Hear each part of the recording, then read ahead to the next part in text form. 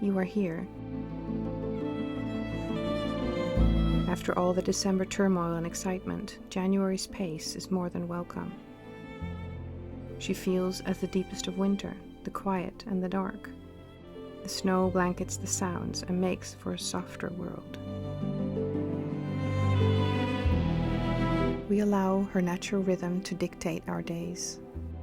This is the time for introspection and reflection. Resolutions or new plans are more for spring, and so we are content with the simple relief that winter brings.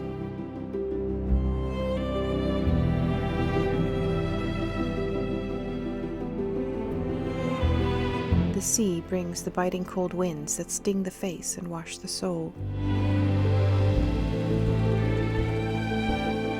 It beckons you to come ever closer, and the overwhelming urge to become one with it overcomes you.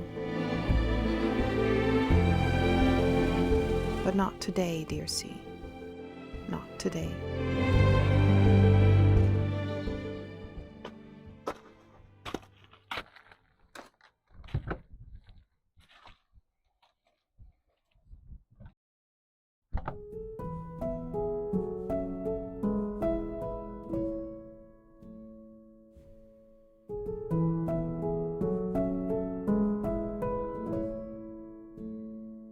Christmas leaves our home at its own slow pace instead of what social norms dictate. We patiently wait for the magical three kings to arrive. And just like that, they take their leave again, taking with them the last afterglow of the December spirit.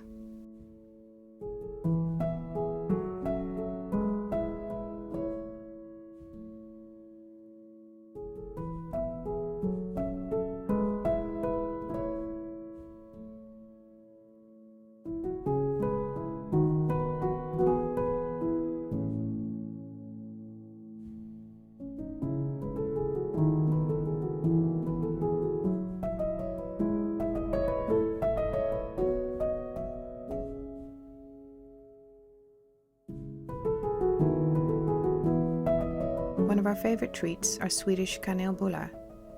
They're simple and soothing to make, so we thought to share with you our version of them. The full recipe can be found in the notes. To begin, combine yeast with room temperature milk. We add a pinch of sugar, as the yeast and sugar is a love story of its own. Next, add the rest of the sugar, the butter, part of the flour, and the spices.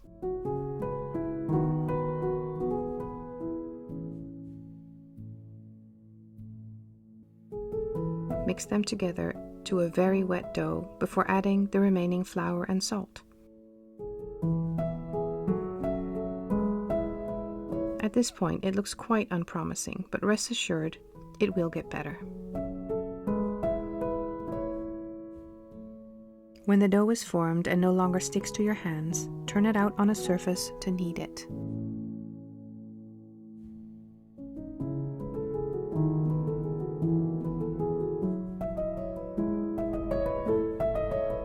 Cut the dough in 2 pieces for easier handling.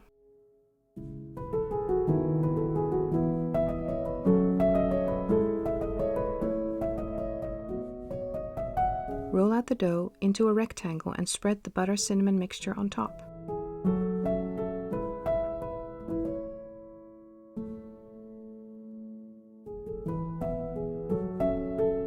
When covered completely, roll up your dough and slice into pieces. We like to use a thread for cutting as it keeps the dough intact.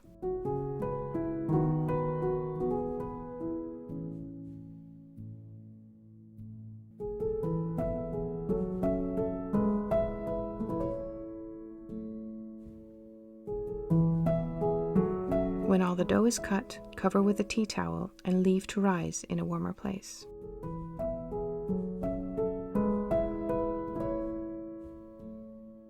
After rising, take your egg mixture and brush the buns with it. Sprinkle on some pearled sugar, and they're ready for baking.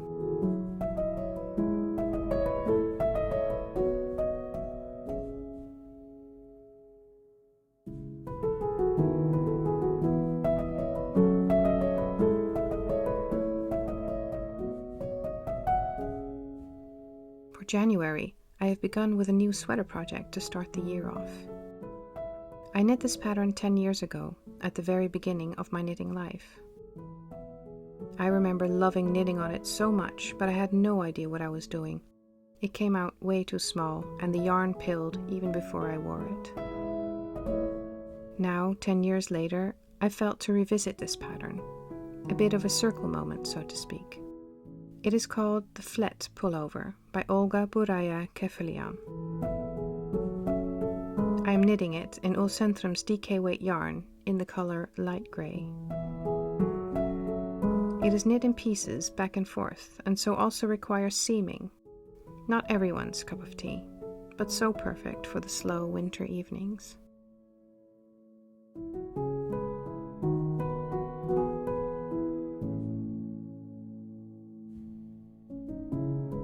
We received the yarn for the Lopapeysa that Dennis will knit for me.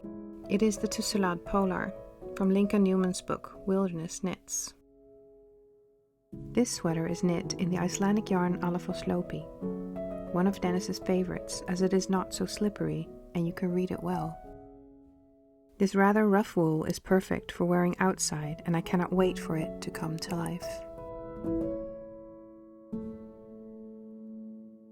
As my Flet project draws to an end, the wool for my next pullover is waiting patiently for its turn in February. It will become the Nikki designed by Gudrun Johnston, knit in Ullcentrum's sport weight yarn in this wonderful palette. But that is a tale for another time. Satnam, dear viewer, until we meet again.